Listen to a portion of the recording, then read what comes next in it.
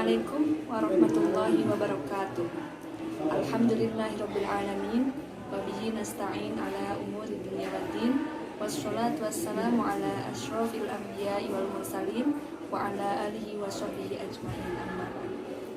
Yang terhormat Bapak dosen Muhammad Irfan Helmi ACMA, tidak lupa semua teman-teman ilmu hadis, teman seangkatan, dan semua yang menonton video ini.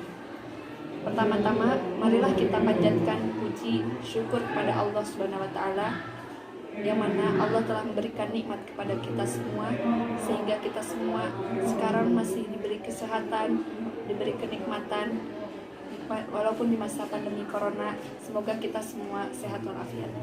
Tidak lupa sholawat serta salam marilah kita haturkan kepada Nabi besar Muhammad Shallallahu Alaihi Wasallam, kepada keluarganya, kepada para sahabatnya, dan kita selaku umatnya. Semoga kita semua mendapat syafaat dari Rasulullah Shallallahu Alaihi Wasallam di hari kiamat nanti. Amin ya robbal alamin. Di sini saya ingin menyampaikan sedikit ilmu yang semoga bermanfaat dan semoga bisa diterima, yaitu tentang hablum minallah dan hablum minannas.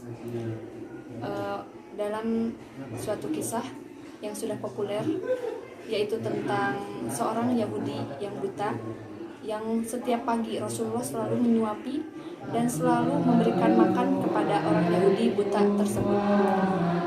Pada suatu saat, ketika Rasulullah memberi makan kepada Yahudi buta tersebut,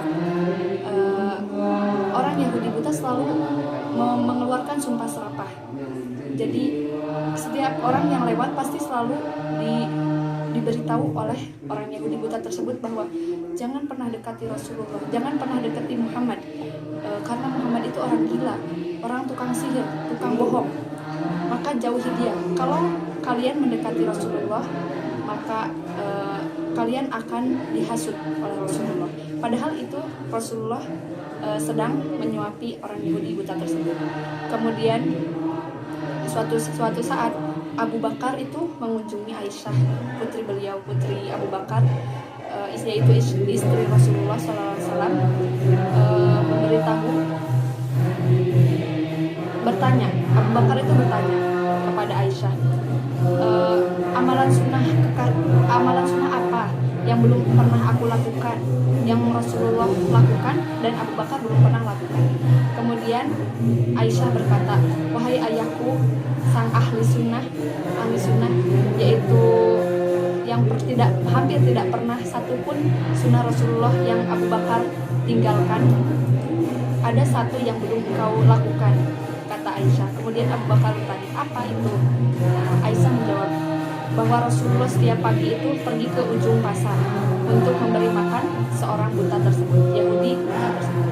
Kemudian keesokan harinya Abu Bakar itu mendatangi Yahudi buta tersebut untuk memberi makan. Saat mulai menyuapi Yahudi buta tersebut, seorang Yahudi itu sudah berteriak, kamu siapa? Gitu kepada Abu Bakar. Terus Abu Bakar menjawab, aku orang yang biasa menyuapimu. Kemudian si buta tersebut, kamu bukan orang yang biasa. Karena kalau orang yang biasa menyuapiku, ketika Rasulullah menyuapi itu, maka tangannya itu tidak susah untuk menggerakkan, tidak susah untuk bergerak. Kemudian mulutnya juga tidak susah untuk mengunyah, karena sebelum dikunyah oleh orang Yahudi, Rasulullah mengunyahnya dulu, sehingga ketika orang Yahudi tersebut makan, maka sudah lembut. Kemudian Abu Bakar pun menangis. Itu adalah Rasulullah Shallallahu Alaihi Wasallam. Dia sudah meninggal dunia. Maka orang Yahudi itu otomatis langsung menangis dan langsung masuk Islam, bersyahadat. Dia merasa bersalah karena setiap hari selalu menyumpahi Rasulullah, mengajak orang-orang agar meninggalkan Rasulullah. Padahal setiap hari yang memberi makan orang Yahudi tersebut adalah Rasulullah Shallallahu Alaihi Wasallam. Itu adalah sedikit cerita sebagai gambaran bagaimana Rasulullah melaksanakan perintah Allah, yaitu hablum minannas, berhubungan dengan manusia. Yang pertama, saya akan menjelaskan dulu tentang hablum minallah.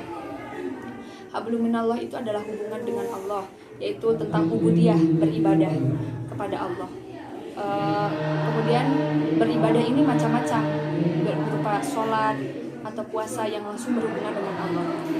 Kalau menurut Imam Ghazali ada 3 komponen ubudiyah, yaitu yang pertama melaksanakan perintah Allah, yang kedua itu rela terhadap qada dan qadar Allah, yang ketiga itu adalah kita menjauhkan diri dari apa yang telah dilarang oleh Allah untuk mencapai ridho Allah. Itu. Kemudian kalau di Al-Quran juga sudah menjelaskan bahwa wama khalaqtul jinna wal insa illa liya'budun. Jadi Allah itu tidak menciptakan, aku tidak menciptakan manusia, jin dan manusia kecuali untuk beribadah kepada Allah SWT. Sudah jelas di sana tertera bahwa kita diwajibkan untuk menyembah Allah, beribadah kepada Allah. Terus Dr. Agus Ahmad Syaibi juga pernah menjelaskan tentang hamba Allah, tentang Abdullah itu. Jadi Abdullah itu, kita tuh sebagai hamba Allah itu rela melakukan apapun yang diperintah Allah, walaupun kita tidak mengetahui makna ataupun memahami apa yang Allah perintahkan, seperti sholat kok gerakannya seperti ini, puasa, wudhu ataupun haji. Kita tidak bertanya-tanya, kita sebagai hamba Allah rela melakukan hal itu dan tidak bertanya-tanya itu tujuannya apa, itu manfaatnya apa, kok gini-gini. Tidak, itu adalah hamba Allah dan dari hal itu hikmahnya itu sangat banyak. Karena kalau kita diperintah sesuatu tapi kita malah berpikir ini manfaatnya apa dan lain sebagainya, maka itu bukan seorang hamba. Kalau hamba itu rela memuji Tuhan, melaksanakan apa yang Allah perintahkan, itu namanya seorang pemikir atau peneliti. Itu tentang hablum minallah. Kemudian untuk hablum minannas, hubungan dengan manusia, seperti yang dijelaskan dalam kisah tadi, Rasulullah juga banyak mencontohkan dalam kita bisa baca sirah-sirah nabawiyah yang menjelaskan bagaimana akhlak-akhlak Rasulullah dengan sesama manusia. Banyak sekali. Dalam ayat Al-Quran juga disebutkan wa'budullaha wa la tusyriku bihi syai'a wa bil walidaini ihsana wa bidzil qurba wal yatama wal masakin ila akhirih. Di sana dijelaskan bahwa kita itu harus berbuat baik kepada kedua orang tua, kepada kerabat, anak yatim, dan banyak semua orang. Pokoknya kita harus berbuat baik. Allah telah memerintahkan seperti itu. Maka kita terhadap siapapun harus berbuat baik, tidak terkecuali. Kemudian satu lagi, yaitu walaupun judulnya hablum minallah dan hablum minannas, tapi biasanya ada satu lagi yang sering disebutkan, yaitu hablum minal alam, yaitu berhubungan dengan alam. Maksud berhubungan dengan alam itu yang kita harus melestarikan, menjaga alam semesta ini.